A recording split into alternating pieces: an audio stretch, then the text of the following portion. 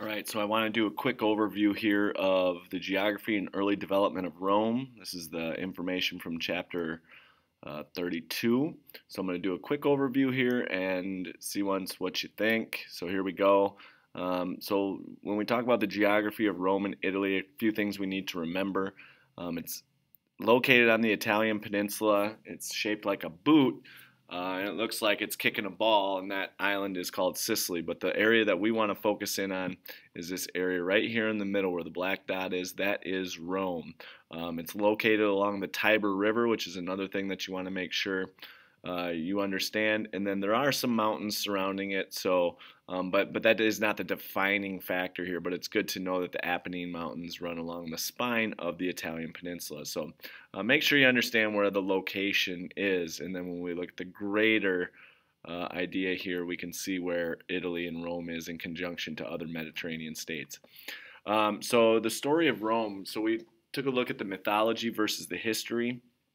We got some pictures there that'll give us some insight into what it is that we're talking about. So we first start with Remus and Romulus. These were the sons of the Roman god Mars. They were thrown into the river by their uncle. A lot of time these guys would get jealous and see this as a threat to their possible power. But what ends up happening, according to the myth, is that they were saved and raised by a wolf, which is pretty interesting. Later on, we see that Romulus ends up killing Remus, at which point he becomes king and creates the town of Rome. So this is kind of how the mythology goes of how it started.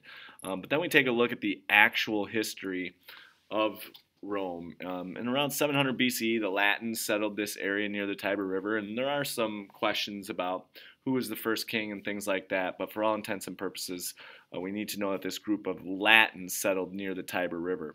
The Etruscans were most definitely influenced. They almost kind of ruled this area early on and were very influential in the development of it.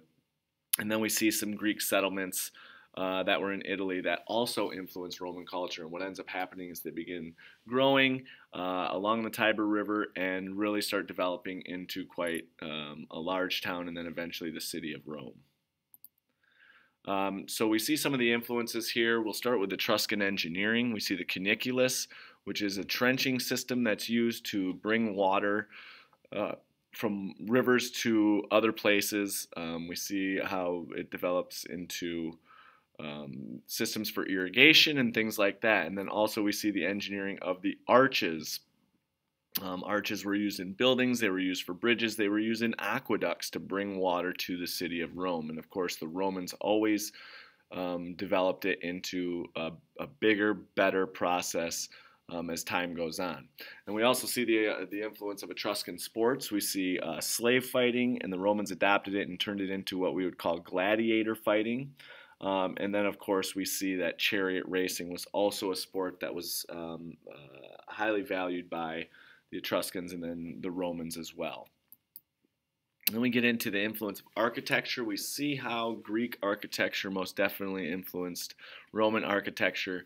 The Romans took on some of the ornamental things that made Greek buildings beautiful, and they wanted their buildings to be beautiful like that. So we see the columns, we see the pediments, we see the friezes, all of that kind of stuff. And then what ends up happening is the Romans start to make their buildings out of things like concrete, which makes them bigger, better, and ultimately develops into their own style of beautiful architecture.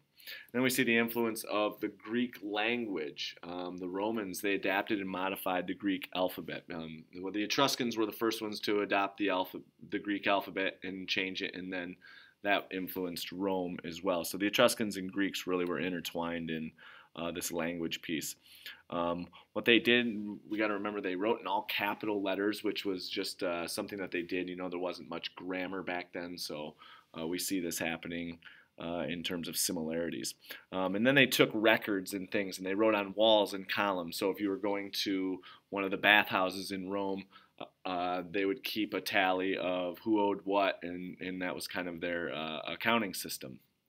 And then, of course, we see that Greek poetry inspired some of the Roman writers as well, and we see that with the example of the Aeneid about the Trojan War. So then we get into the influence of Greek art. Greek pottery was highly valued by the Romans, and they started copying the techniques of making pottery. A lot of Romans collected Greek art.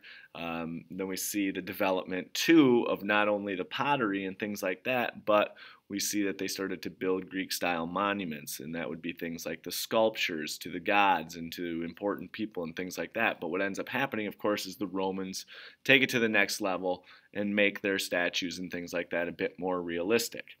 And then we see the influence of Greek religion. The Romans adopted Greek gods as their own and renamed them. So they really basically just took their religion and their belief in their gods and just renamed them.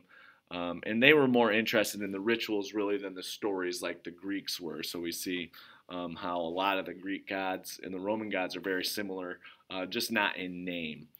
So there you have um,